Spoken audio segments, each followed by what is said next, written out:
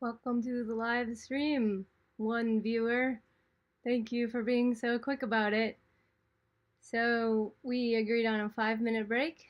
So it's 4:08 right now. We'll probably start around 4:13. Hopefully people find it and come on in. Oh, hi. Oh, okay. So yeah, we got the chat going here on YouTube. That's one way. That's one way you can chat. And then I'll also have a live poll kind of chat placeholder ready to go. Oh, hey, nice to see you. Glad you're here. Just gonna wait a little longer and then we will get started, probably 3 or 4 minutes. Make yourself comfy. Go grab a snack. This is gonna be good.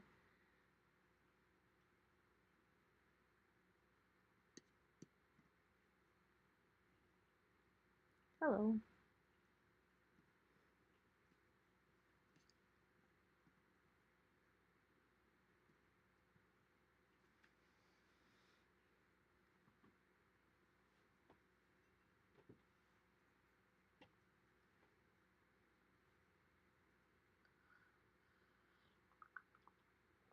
Glad you're here.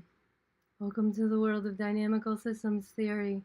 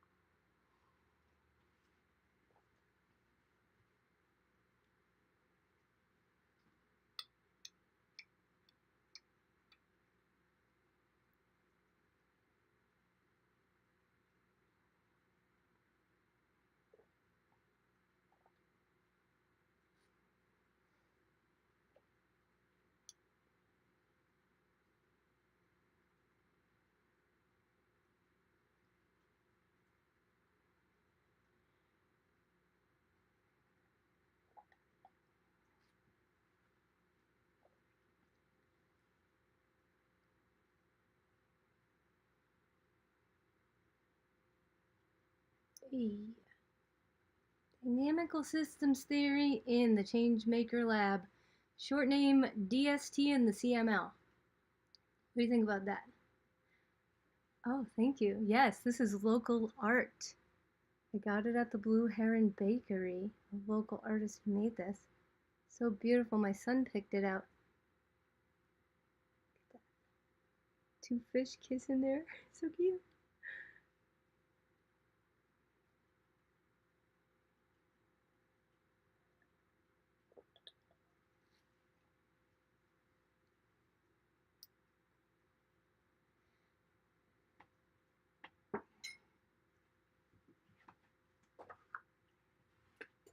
Gotta do a pen check. Testing, testing.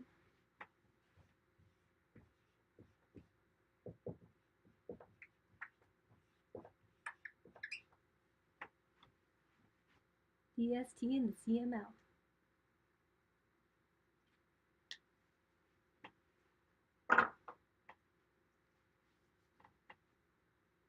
Yes, you're on time, and maybe one more minute to give the appropriate 5-minute break.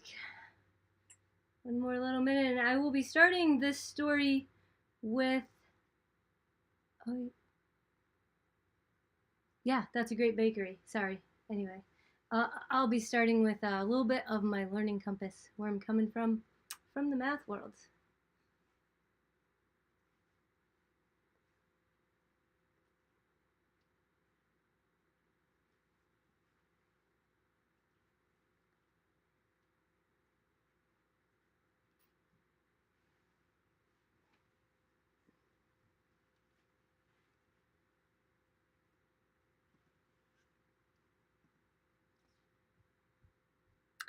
Thank you for telling me about Streamlabs, by the way. Saved the day there. I was having technical difficulties, and I thought this is not going to be able to happen, but I've managed to download Streamlabs, get everything set up, and looks like we're doing pretty good here, so thanks for the tip. All right, it's 4:13, so let's get started a little bit. Welcome, everyone. I'm Melissa Navala. I'm so happy to be here today. I've been thinking about this workshop for a really long time, and the day has finally come. I hope that this is just the beginning of what should be a beautiful partnership between my tacit knowledge about dynamical systems theory and all of your tacit knowledge and experience as observers of complex dynamics in the real world. I'm guessing that you know a lot more about dynamics than you know, because you've been doing it your whole life. Athletes, musicians, everybody is manipulating and interacting with complex systems all the time in different talented ways. So the idea here is to start to tell you about some of these mind-blowing things in terms of math and see where you take them as a metaphor or analogy, and for us to create something new together. That's why I'm so excited. It's not just because of all the math that I know and love, but it's because of the thought that some incredibly creative and new things are going to come out of us interacting together. So thank you for being here. Let me tell you a little bit about my background, where I come from. I grew up in Boston, in the city, down the street from Fenway Park, in a little town called Allston. And honestly, I was pretty lost as a child and a teenager. I grew up in a very poor household. Only one of my parents even graduated from high school, let alone college. And my family was entrenched in issues that I know tons of you face. So, you know what? I'm not embarrassed to say it.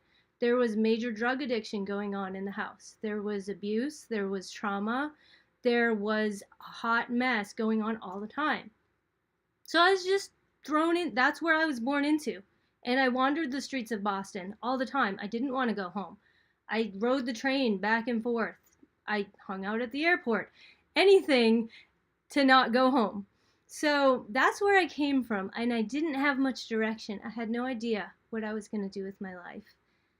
I wasn't really thinking about education at all. I was merely thinking about survival. How many of us have been in a situation like that? I know, it's very prevalent. Then one day, because I was on the math team in the math club at school, because I did like math in high school, one day I found myself in a giant auditorium at Boston University, and this chaos theorist named Bob Devaney was presenting on this. Check it out. This is called the Mandelbrot set. How many people have seen this before, I wonder? This fascinating object was projected on a giant screen in an auditorium, and I was sitting in the back just kind of messing around like teenagers do, and this thing caught my attention more than whatever mischief I thought was cool at the time when I was a teenager. Look at this thing. It looked like a snowman at first, pretty harmless, and then they started zooming in on it. And they zoomed in closer and closer and closer, and I kept seeing more and more and more beauty. Things that I had seen in unrelated places, like seashells and seahorses and ferns, and just this amazing wealth of intricate, complex, dynamic patterns. It was so beautiful that it literally blew my mind. And not only did it blow my mind, it blew away all the problems that I thought were the center of my being, all the issues and the things I faced as being a teenager in a troubled home. That somehow didn't seem as important as zooming in on this object that we're zooming in on right now, because it just kept going and going. It was so infinite. It was so complicated. It was so familiar and yet beautifully foreign at the same time. And I was just like, whoa, okay, that got my attention. And then as I zoomed in more and more, or as we zoom in more and more, I was thinking, where's this going? Like, are we gonna get to the end of this, or what? I can't believe you're still zooming in for one thing, and seeing stuff that's new and yet somehow similar to what we saw on the outside. Look at that. Look at that symmetry. Look at those patterns. I know you've seen stuff like this before. You may have seen it in your dreams or in some other dreamlike state. You may have seen it out there in nature. Incredibly fascinating. And it just keeps going. How does it just keep going? How can you draw something that is so complicated and so continuously complicated that when you keep zooming in on it, you just see more complexity? Again, familiar but different each time. How is this possible? I wondered, what the funk is going on here? Yeah, seriously, what the funk? Because there was a function at work. And that's where the mathematical theory is starting to come in. And that's what really blew my mind, even though like this picture is amazing. You think that that might be amazing enough. Well, get this. Let me tell you the equation that produced this beautiful image. The equation is z squared plus c. It's that simple. The equation, the function that created this entire thing, is just taking a number, squaring it, and then adding another number. And then once you're done with that, whatever got spit out there, you put it back in, you square it, and you add another number. And you just keep doing that over and over and over again. How? Because something so simple creates something that is so incredibly complicated. That's life. That's life. That's really what it is. The reason that this can happen is because of something that we call iterative processes. We take something, we take some initial starting point that we call usually an initial condition. Sometimes we call it a seed. I like this plant analogy because I feel like I'm seeing plants, snowflakes. I feel like I'm seeing all sorts of natural stuff. We take this seed and then we plant it in a function.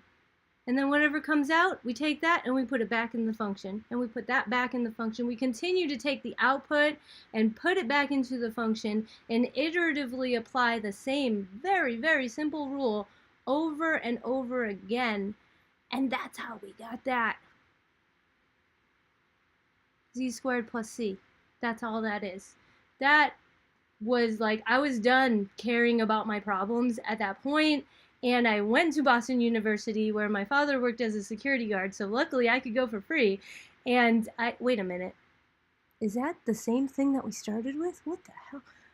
Yeah, and I majored in math because I saw this. And once I started majoring in math, I actually got to take chaos theory with the person who presented this to me, Bob Tavani, and I got indoctrinated into the wonderful world of math, and I could never leave. It's so incredible, and that's what I want to share with you all. I know you're probably expecting to hear that math is useful, and most surely it's definitely useful. All the things that we just talked about with sustainability and systems and trying to figure out how the biophysical world interacts with the social world, mathematical modeling really gives that teeth. It really starts to put nuts and bolts in that and enables us to predict the future. So it's useful, but it's also just so beautiful. It's undeniably beautiful and simple, and that's why I love it so much. So that's where I'm going with this. This is the opener to hopefully what's going to become a regular thing with us together, DST in the CML. That's Dynamical Systems Theory in the Changemaker Lab. Oh yeah, it looks like cells too. Yeah, go ahead and shout out what you think it looks like. What is it reminding you of? Cells, bugs? I do the dishes a lot, and usually when the water's calm and there's just a little bit of soap left, that's totally what the soap bubbles look like. Or when I'm starting to mix some coffee together, I see this type of stuff everywhere. All over the place. Oh man. It's just amazing. I could just watch this all day. But you're probably wanting to know more, I hope, at this point, about how this kind of stuff works. I believe that everyone should become acquainted with this beautiful set called the Mandelbrot set, starting at the age of, I don't know, 1 year old, 2 years old. The concept of fractals is so innate. It is so inside us. In fact, it is how nature creates itself. It is how life creates itself. Yes, it looks like Romanesco broccoli because it is how broccoli creates itself, and it's how the universe is forming. That's why it looks like so many things, is because it is the poster child of the concept that creates so many things called iterative processes. It is creating our consciousness as well. Wow. This is so cool. Let me see. How long is this video actually? Oh, only 2 hours. Okay, well, you know what? So this video is 2.5 hours long. And seriously, it is going to keep doing this the entire time. And ad infinitum. It could do this literally, mathematically speaking, forever. That's the concept. Oh, wait, are we going to get to the end? Wait, what's in there? It just keeps going. Oh, wow. So, yeah, at some point we're going to have to stop. But let me just skip to the end because you might be curious as to what you see at the very end. Oh, look at that. That's amazing. I can't stop. Oh, okay. So I'm going to skip to the end because you probably want to know, like, where this is going. And we can't just do this for 2.5 hours. And so in the final few seconds there, guess what? The end of the video is the thing we started with. So that's what I mean about it going on forever, because after 2.5 hours of it, you get in the center there, that's the Mandelbrot set that we started with. Just to go back to the beginning, it's rotated a little bit, but you see the thing in the middle there? That was the thing that we started zooming in on. So it contains itself inside itself. Whoa. Totally mind-blowing. So that was just to whet your appetite, which I think that it did.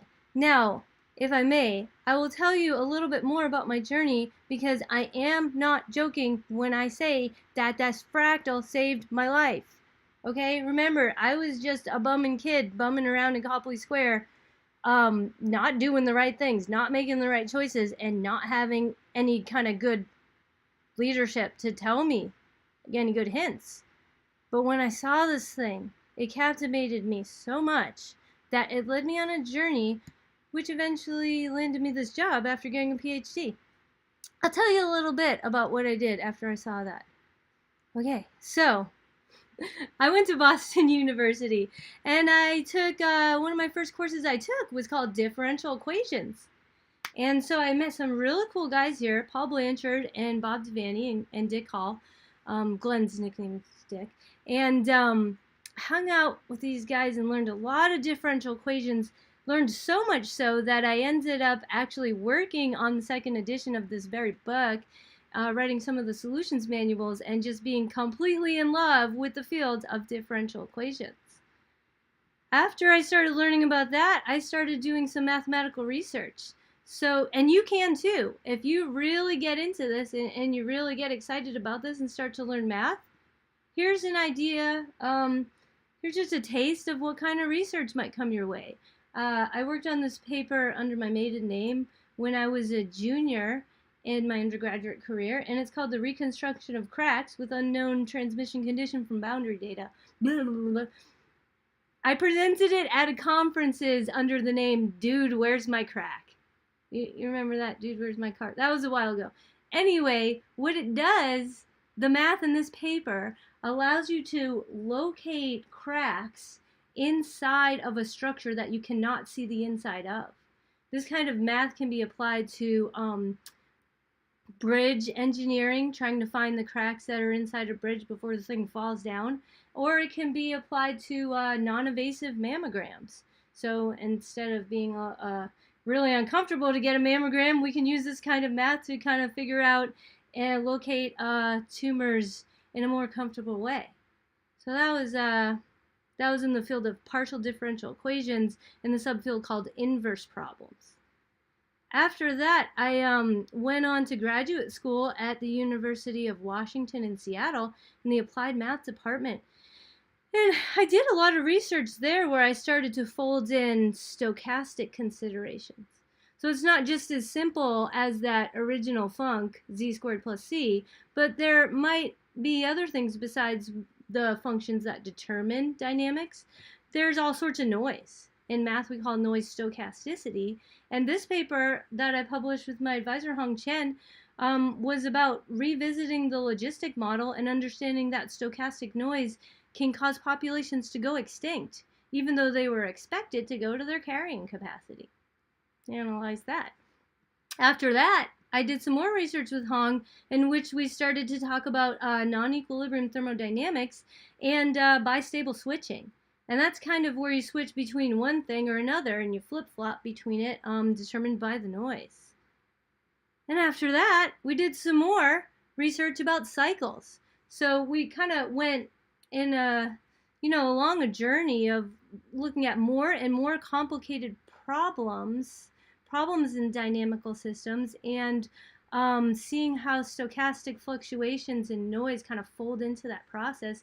Here it kind of describes how oscillations are affected by noise. Then after graduate school, in which I met my now husband, Michael Navala, and changed my name to Melissa Navala, Michael and I both moved to UCLA and became postdocs in the UCLA School of Medicine, the David Geffen School of Medicine. And there we did research with real physiologists and actual cardiologists who were seeing patients and studying mouse models and trying to understand the intercellular or the subcellular level of the creation of arrhythmias. So, sudden cardiac death, huge deal, major killer in first world countries. And where are those arrhythmias coming from? They are bubbling up from inside individual cells, and they are caused by disruptions in the mitochondrial and the calcium networks. And so that's what we did as modelers, is we tried to take this incredibly complex system and create, through equations and collaboration with other people, and that's the teamwork that we're really talking about in the Changemaker Lab, through collaborations, started to be able to quantify and describe how arrhythmias appear at the tissue level, but are really starting at the subcellular level, inside the mitochondrial network and inside the calcium network. This is one of our best papers. It's called Criticality in Intercellular Calcium Signaling Cardiac Myocytes. You can see my husband there is the first author, and that's in the Biophysical Journal. And so I know that we just got done talking about sustainability and the biophysical world, and I want to tell you that mathematical modeling is what enables us to really analyze that critically. Because it turns out, and you'll see as we continue this journey in math, that many unexpected things happen. So you may be able to kind of figure what are the components of your system, but sometimes the components aren't nearly as important as the functions that are determining the dynamics of the system, and lots of unexpected things can happen depending on those functions and their structure and the values of the parameters involved. And so that's kind of what we did there. In this paper, so I'll just kind of scroll down a little bit because I want you to get a little bit of a sense of what mathematical models are. And there you can see in that figure there, that's us trying to build an incredibly complicated mathematical model of a single heart cell. And it was so complicated that simulations of this single cell could take 2 or 3 or 4 days. We programmed them in graphical processing units, which is a really new way to code up high-performance computing problems. And there's the equations. There's the flux equations there.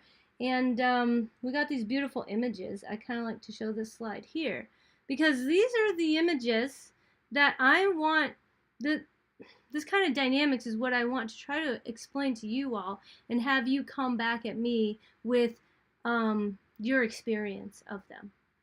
What this is showing here is how little sparks turn into waves, okay? So this is a description of a single heart cell and how a little bit of calcium at the wrong place in the wrong time can just spark a huge calcium wave, which is totally going to screw up on the tissue level the way that the heart cells are supposed to be beating, okay?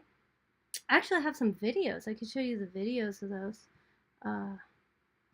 Here, let me give you a little taste of the videos instead. So what I mean, and these are actual simulations from our work, Michael and I's work at UCLA. This is a simulation of a heart cell just kind of hanging out with not too much calcium in it. Just sparks. Sparks are just kind of flashing and really nothing, there's nothing doing there. Now, what happens if I change the parameters a little bit? What happens if I increase the amount of calcium? Those same sparks that you saw now turn into waves. How do we get a spark to turn into a wave? Why would you even care? Is this somehow analogous to a little bit of a spark of an entrepreneurial idea turning into $1 million company? I don't know yet. That's what I want to find out from you all. Here's another simulation that Michael and I did where we took a bunch of chaotic oscillators called the Rossler oscillator and coupled them together in a network and saw what a bunch of individually chaotic things would do when you tie them all together. Kind of nice, kind of some pretty patterns going on there.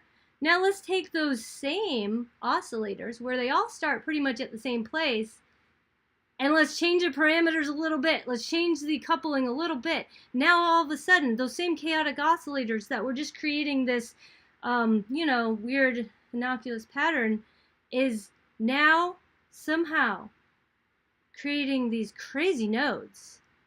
What are those little things up in the corner? And what are they going to do to the entire system? And why is everything flashing red and blue? And what does that mean? That's what I want to talk to you all about. This one's actually pretty long, so I'm going to kind of skip to the end. The point is, kind of like with the calcium cell, a little spark under the right conditions turns into something bigger than just that spark. Turns into an entire wave that takes over the system with its structure. And if you really scroll down to the end of this video, you see what I mean there. Because in the end, those two nodes get together and they just like own the entire grid. And they're just, yeah, everybody's gonna do this. Crazy. How does that happen? Well, I know the equations of how that happened there, and I feel like experientially you all know how this is happening in real life. So we're going to get together and we're going to talk a lot about dynamical systems theory, its relationship to the Changemaker Lab, and what we can do together. What kind of synergy can we make?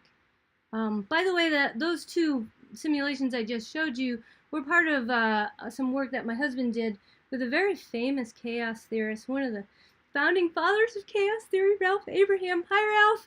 And yeah, they somehow related that to an analogy of economic networks.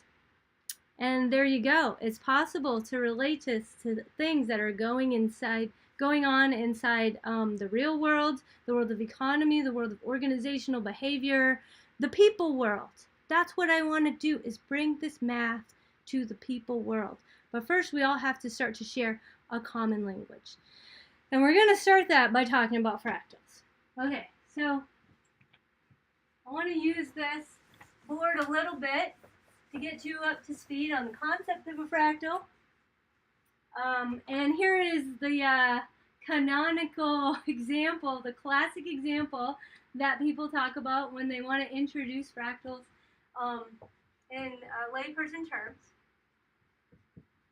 The fractal triangle, called the Sierpinski triangle. And I know that some of you were with me last year, about a year ago, when we drew this giant triangle that I'm going to show you right now on the red square in the Evergreen State College. And that was so much fun. We're going to talk about that later in this workshop. Okay, so what's Crazy Melissa talking about with the fractals? Like I was saying, fractals get born. They get born from a seed and then they grow into something. Okay? So there's two main concepts at work here. The initial condition, or the seed, or the starting point, that's one of the things that you have to understand. Okay, so for this example, the seed is going to be an equilateral triangle. That means all the sides are the same length on a triangle. And then we're going to have a rule. We're going to have some kind of function, something that tells us what to do. Okay?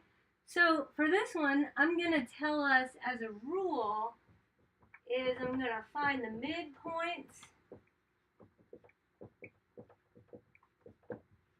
and I'm just going to connect those midpoints. That seems like a simple enough rule. So I'm going to take this equilateral triangle, take that same seed that I started with, and my rule is I'm going to find the midpoints. So that means the middle spot on each of the lines. There's 3 lines on a triangle, so there's 1, 2, 3 midpoints right there. And then I'm going to just connect them with lines. Okay, so I'm going to connect that, and I'm going to connect that, and I'm going to connect that. Connected. Okay, so now what do you want me to do with that? Well, I just want you to take the output that you got from that step and then just apply the rule again. So I want you to do it again. Okay? So that means we're going to take this object, I'll make it a little bigger so you can kind of see what I'm doing. That's the output that I got on the last step, right? Now how many triangles do you see that are looking the same as that triangle? You see right side up triangles. There's 1, 2, 3 right side up triangles. 3 little copies of my original seed. Okay? And so I'm going to find the midpoints and I'm going to connect them. Oh, that's one. Find the midpoints. I'm going to connect them. Another one. Find the midpoints and I'm going to connect it. Okay? Now how many triangles, right side up triangles, do I have? First I had 1, then I had 3, now I have 9. It's growing exponentially. And I'm going to do it again and again. And I'm going to show you that on a computer, because a computer, turns out, can do stuff like a lot faster when you just have to repeat the same thing over and over again. And so going back here, kind of give you an idea of what you get if you repeat that process over and over and over again. You get this baby right here. It's getting zoomed in on, just like the Mandelbrot set. It's getting zoomed in on, and it looks the same. Again and again and again. You keep seeing the same thing over and over again, and you will ad infinitum, mathematically speaking, because you're repeating the same iterative process over and over and over again. Whoa, that's incredible. But it doesn't end there. It's not just incredible for its beauty. It actually turns out to be incredible for its utility. Like I was saying about mathematical modeling, the utility of mathematical modeling is, as Paul Blanchard puts it at the beginning of his book, Differential Equations, a way to tell the future. That's what he says. This book is about how to predict the future. And that is the world of mathematical modeling. So this baby here is not only incredibly beautiful, but it's incredibly practical. Look at this. Fractal Antenna Systems Incorporated. We are inventors of fractal antennas. Fractal antennas? What are you talking about, fractal antennas? Oh, look at this. The inherent qualities of fractals enable the production of high-performance antennas that are typically 50 to 75% smaller than traditional antennas. Remember how we were just talking about sustainability? What if I told you that my antenna can do the same thing as your antenna and is only 25% of the size? Well, then the precious metals that I had to harvest from the earth to do that job with the antenna, I'll be able to do those fourfold with my new fractal technology. And this stuff is just coming out, folks. You're at the precipice of new technology right now. Fractals are a new field in mathematics. It's not your grandma's 400-year-old calculus we're talking about. This is new stuff, and you are fresh minds, and it's time for you to take advantage and get in the game. Right. What else can fractals do? Oh, They could predict the stock market. I mean, not that we care about that or anything, but, you know, if you did want to make like gobs of money, you could use fractals to predict the stock market. That is so cool.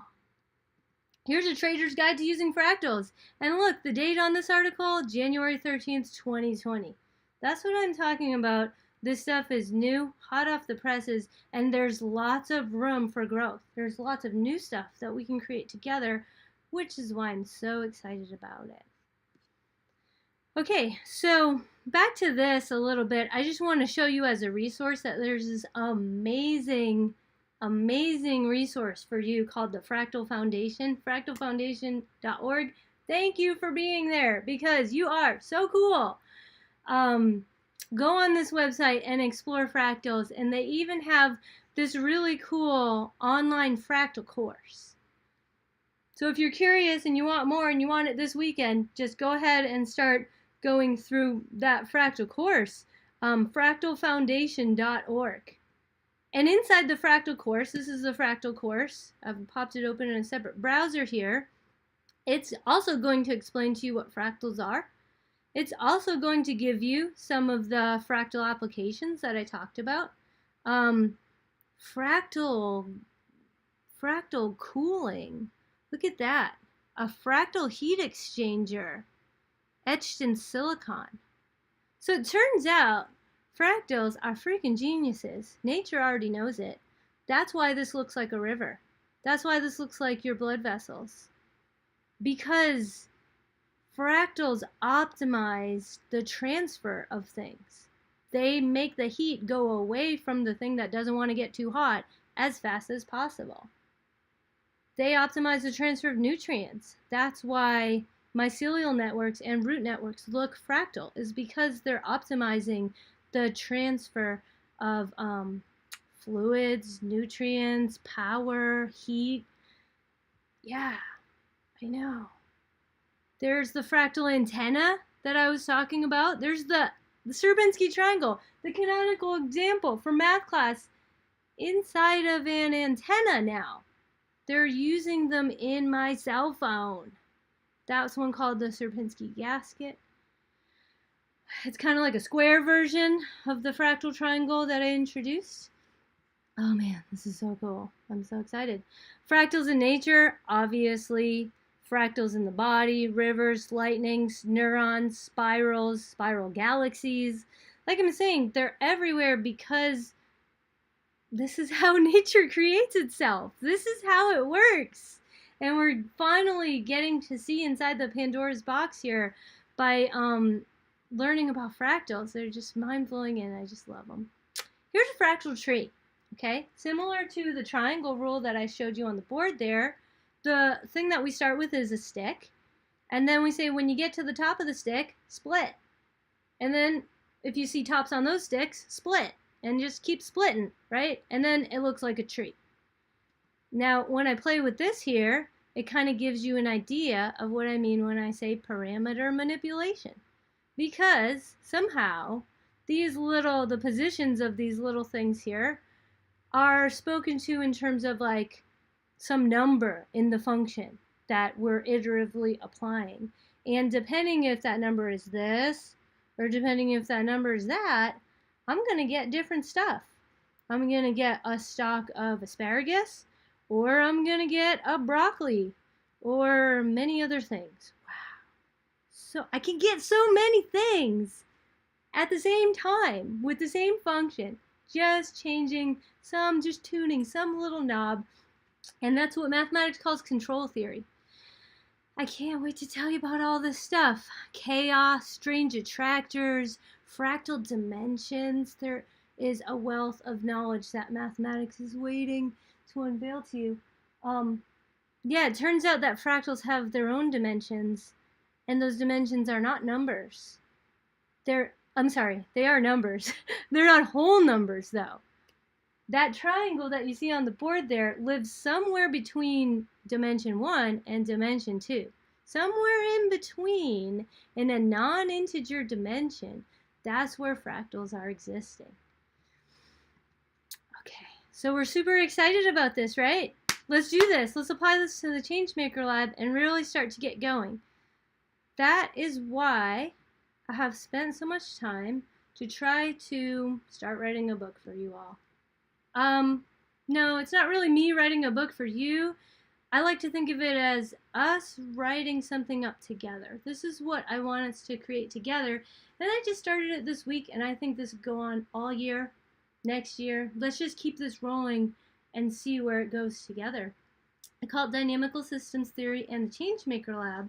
And what it is, it's going to be my attempt to communicate my tacit knowledge about mathematical modeling to you all in a way that everyone can understand, and in a way that somehow sparks thoughts in your head about where have I seen, why does that sound familiar? Like how you saw a seahorse in the Mandelbrot set. Why is that familiar? And when we start to really dive into it, and through conversation and metaphor and analogy, I believe, now it hasn't happened yet, but I believe we will build models together and create things that do not exist right now together. That's why I need your input. I'm not just going to do this by myself. Okay, so today I'm just going to try to get through this first little bit about fractals to kind of go over their self-similar and scaling properties.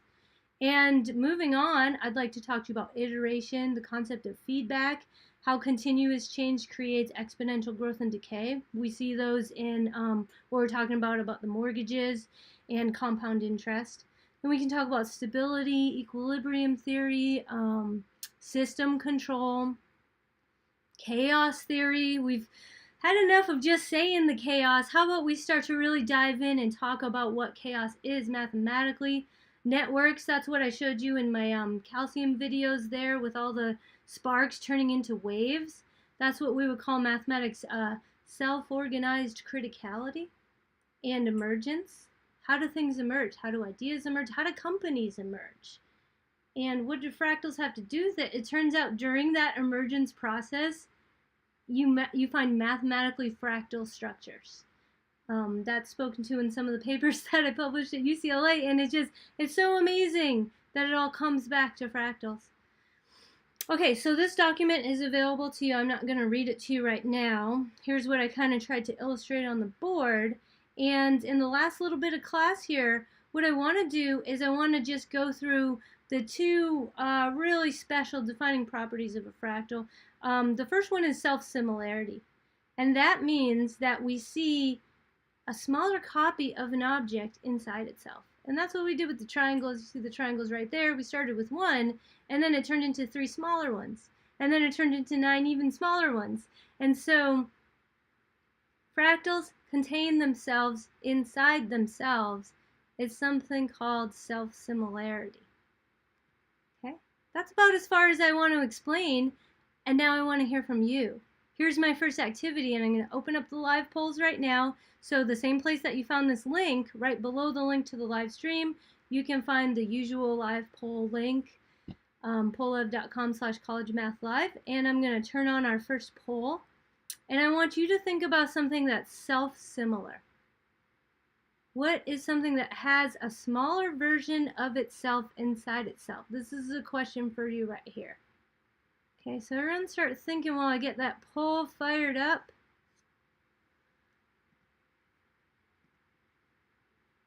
And you're going to have to go grab the response link from the Canvas page. Okay? Or maybe you've marked it by now. It's the same link that I'm always using in class. And on that same Canvas page is where you'll also be able to see the storage of the record of all the live polls that we're doing. And there you go. I'm activating it right now. I want you to think about something that's self-similar, that contains a copy of itself inside itself. Okay, and while you're thinking of that, maybe I'll give you a little bit of encouragement here. Oh yes, Matryoshka dolls, exactly. As you're thinking about it, I would like to just present to you the fact that this self-similarity concept is also known as the Drost effect. And if you need some encouragement from some of our famous celebrities, here's Hulk Hogan. You cannot unsee that. And if that is not racy enough for you, how about Gary Busey? I'm sorry. I just have a lot of fun examples of things that contain themselves inside themselves. Here's something from an artist called Syriac, called Hands, Fingers, and I don't even have to say anything, right? And let's go back and see what you all have shared. I'm going to put this in a full screen over here so you can read the responses. Oh, sorry. It's not working that way, but hey, it's pretty good for a last minute installation of a new software for me. Here, I'll present it like this so that we can just kind of see the results. Okay, so what do we got? Matryoshka dolls, Russian dolls. A pregnant woman. Yes! Guess what I heard? I heard that aphids are born pregnant. So fractal bug, babies, sand, a fern. If you really zoom in on a fern, you're gonna see a little mini fern. Onions, peel away those layers. And actually, oh, thank you for putting it on here. Yeah, I saw some interesting stuff coming into the YouTube chat. Humans holding a mental model of themselves. That's really deep. Really like that one. Rings of a tree. Cows, cows, cows. That's actually another video by Syriac. I wonder if you knew that. Wood rings. So many things. The kind of things that when you zoom in on it, you see a small version of itself inside itself. The United States, I guess somewhere in the United States I could find a map or a smaller version of the United States, but I'll stretch. Christopher Walken. Yeah. Very fun, very fun. Some fractal mushrooms, 2 mirrors. Yeah, if you put 2 mirrors like looking at each other, then you totally get that feedback thing going on, that Drost effect. I think that's what you meant by that. So fun. Okay, and so the other thing besides self-similarity, the other thing that I quickly want to talk you through is scales. And actually we talked about those during our sustainability workshop earlier today. I'm so glad that that was a good lead-in for that. Kardashians. Okay, I'm gonna have to stop on the poll for a minute because I also want you to know about scales, and I'm looking at the clock. I'm not gonna keep you too late. So you kind of have a feel for scales already, right? From our sustainability workshop. Like we got stuff that's really little, stuff that's really big. There's all sorts of different scales. The thing about fractals is that they have this property called self-similarity. And that means that they have the same structure on very large to very small scales. And that's why the swirl of a galaxy looks like the swirl of a hurricane, looks like the swirl of cream in my little coffee. Because of that kind of fractal structure, it's the same appearance of a structure on all these different scales. So it's really important to just kind of introduce that concept and whet your appetite for what scales are. The thing about scales is they're not just about space. They're not just about like how long or short something is. They can also be about time, right? Like what are you doing in the next 10 seconds, 10 minutes, 10 days, 10 months, 10 hours, 10 years. Hours got mixed up. But think outside of just your normal length scales. And the next thing that I want to activity you all in is to think about some kind of different type of scale that's meaningful to us in terms of the Changemaker Lab. And here I've provided a little snippet from the Team Coach's Best Tools from the Team Academy where you can kind of observe some scales, right? This is organizational behavior, concept of scale. Individual, team, internal core network, external network. So just to think and understand scales is where we're going to start, because then in order to just kind of search for fractals, we're going to try to look for some concept that repeats itself on those different scales.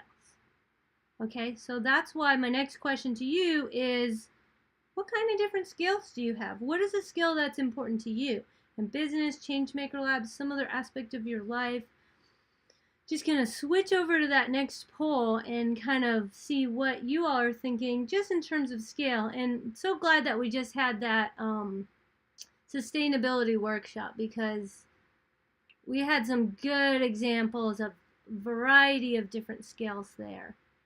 So maybe you want to input some of those into the old poll. What's the scale that's important to you? It doesn't necessarily need to be the recognition of a fractal yet, but it's more of a warm-up to talk about different scales so that we can start to cement in that shared language that's going to take us on our journey through DST and the CML. All right, so here's some of your responses so far. We got the global scale, the scale of knowledge. Very interesting. Knowledge, that's what we're trying to do, is create knowledge. So thinking about knowledge as a scale, certainly important. We got time and all the different time scales. When we think about our learning compass, what scale are we talking about? Like our long-term goals, short-term goals. How am I doing compared to my alternative timeline means? We can talk about the different the axis of probability that defines the multiverse. We could talk about that a little bit. The metric system, that's another way, another language besides the English system. Talk about scales of length, temperature, age. Oh, nice! Resource costs and cost of living. Exactly. We're going to be talking about cost when we're starting to think about how to offer our minimum viable product as we start a company. So when we're doing our minimum viable product and trying to eke out the cost of that, that's a little scale. But then when we scale it up and see ourselves as a larger business someday, how do things change on that larger scale? Quality of life, that's really interesting. Quality of life, right. That reminds me of something, actually. We had a workshop on finance in which we talked about mortgages and investing. And there's some people out there who might say you should always carry a mortgage because you should take the equity in your home and invest it in the stock market. And then other people might say, I want to pay off my home because I don't want my home to be owned by anybody else. I don't want to use anybody else's money. So what scale is that second person thinking on? That they don't want to invest in the stock market and have their equity grow. They must be getting something else, some kind of satisfaction or quality of life of owning their own home outright. Another scale to think about, socioeconomic scales, and we can talk about the uneven structure on those scales, and then there's the pay scale. So many different scales to think about. Awesome. Great. So going to wrap it up in a little bit, but here's one more. How healthy, unhealthy habits can scale. Yeah, really, yeah. You see how those unhealthy habits started and suddenly they scale up, they become a part of our life. Snowflakes and the imprint they leave. Very interesting responses. What I want to do now, and this is going to be what finishes off the workshop for today, but ask me for more, and I will fill out the rest of this document with you all, is I want to present to you the Halloween of 2019. Back in the day when we were holding classes online at Evergreen. Last year, I taught this program called Analyzing Permaculture Systems with Steve Sherrill. By the way, me and Steve are both coming back to the Changemaker Lab next year for a Changemaker Lab takeover of the organic farm. It's going to be off the hook. I hope some of you might join us. And in that program, of course, I taught about the famous fractal. And somehow, we drew that fractal, because it was a beautiful day, it wasn't raining, we got really lucky. We drew that fractal on red square. Look at that. You all did an amazing job. Thank you, students of Analyzing Permaculture Systems. That group of 50 students drew that, and on that scale with normal sidewalk chalk within, I don't know, how long did it take us? 1 hour or something? It was amazing. It was a grand feat. I was so proud of you all, and we even got our wonderful drone pilot Ryan to take the picture from above with our super cool drone. So cool. So cool. And look at, when you zoom in on that sucker, you all did a really good job. Like, I mean, that's pretty good. Look at that. Where's Melissa in this picture? I'll leave that for you to find me later. Where's Waldo? And there's Steve. Steve dressed up like, I don't know, people say it looks like Mark Hamill or something, so he's dressed up like Luke. It was Halloween, okay? So anyway, this is my final poll for today. I hope you're all as excited as I am, if that's possible. What skills are involved? I think we can answer that one in our head. But the real question I want to pose to you, and I'm really interested to hear your answers. How would you organize a team of 50 people to do that? How would you get 50 people? You're only one person. Yours is me, I'm the teacher, and you got a big, well, you probably have like 4 big boxes of chalk. What do you say to a class of 50 people in order for this thing to happen in an hour? That is applying, hopefully, a little bit of what we're thinking about here to organizational behavior. Okay, so I'm going to give you a minute to think about that one, but I really do want to hear your answers to that.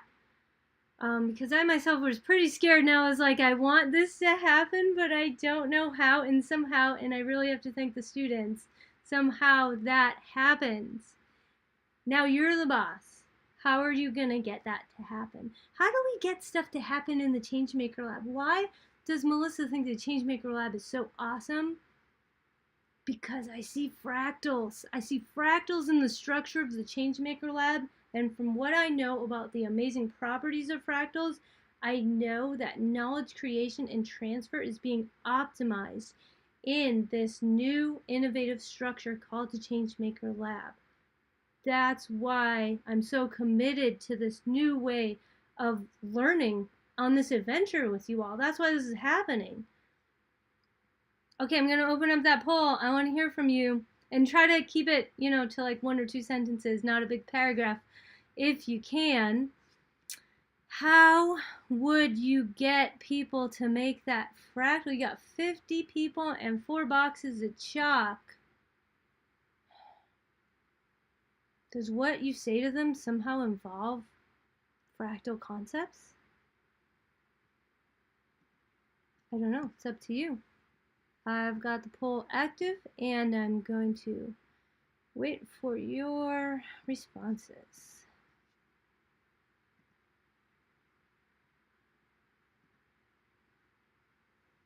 Everything is a fractal. Well, not everything. Like, this isn't really a fractal so much. It's just kind of a square. This is the top of my little food thing. But there's so many fractals everywhere. And we're going to find them together. Remember, this is just the tip of the iceberg. Oh, speaking of ice, sea ice is actually fractal. If you want to look that up, you know how we care about the sea ice and how it's melting? Well, understanding the fact that sea ice has a fractal structure is helping scientists study and predict what's going to happen to the sea ice. There's so many places I want to go together with you. There's so many things I want to tell you, and not only that, I want to hear what you think about that. How does that reflect in your human experience? Because I know that you are manipulating dynamical systems. You're part of the system. We all are. We've all been experiencing it for so long. It's about time we start to talk about it with these math words. Share knowledge with the entire team, inspire why, and delegate appropriately. Divide and conquer. Okay, give them chalk and say draw the triangle and let them go to town. That I tried this the year before in a program called Counting on Soils, and yeah, maybe the first time wasn't nearly as good. I'll just say that. But you still tried, and I appreciate the effort that we did. What would make things a fractal? I'm seeing as a question, And see the notes. Like I was saying, fractals have self-similarity, right? So if this was a fractal, there would somehow be many, the pieces that made it up would look like the whole thing. That's what would make it a fractal. And also, as you zoom in on it, you see that same thing over and over again. Yeah, we did okay. Yeah, I know. I remember. That was our first shot, and we did okay. And look at all the learning that's happening as we iterate this activity, right? Second round of drawing giant fractal, we did way better. Third round, okay, so we're not in person, so we can't do it together, but we're learning, we're using it as a learning point. And now we're studying organizational behavior, and we're figuring out, we're taking the meta concept of it. How would you all create that? Form a triangle in 4 groups of 13 and delegate the work to each team to work together. Right. Have a team that's made up of teams. How's that for a fractal? Think about that in terms of self-similarity. If you have a team that's made up of teams, and maybe even collect teams like that into a larger team, all of a sudden, bam, you're in the Changemaker lab. Together in this lab, we are a team of teams of teams. We are a fractal, and knowledge is being transferred at top speed. It's being optimized. It's being created. It's being new, because it's not a top-down structure. It's not some awkward thing of me telling you what to do and hoping that you care. That's not what it is. It's bubbling up from the beginning, and we're all connected to each other and sharing with each other here. And that's why it's so awesome.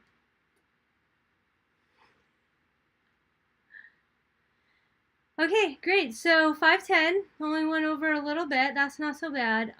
Thanks for your input, and I really look forward to hearing from you more as the weeks continue. Remember, this is a year-long program, and it's actually repeatable. You can come back next year as a second-year Changemaker and take on more leadership roles and have your understanding and knowledge and learning unfold even deeper. This is so exciting. I'm so glad you're here, and thank you for watching, and have a wonderful weekend. Bye!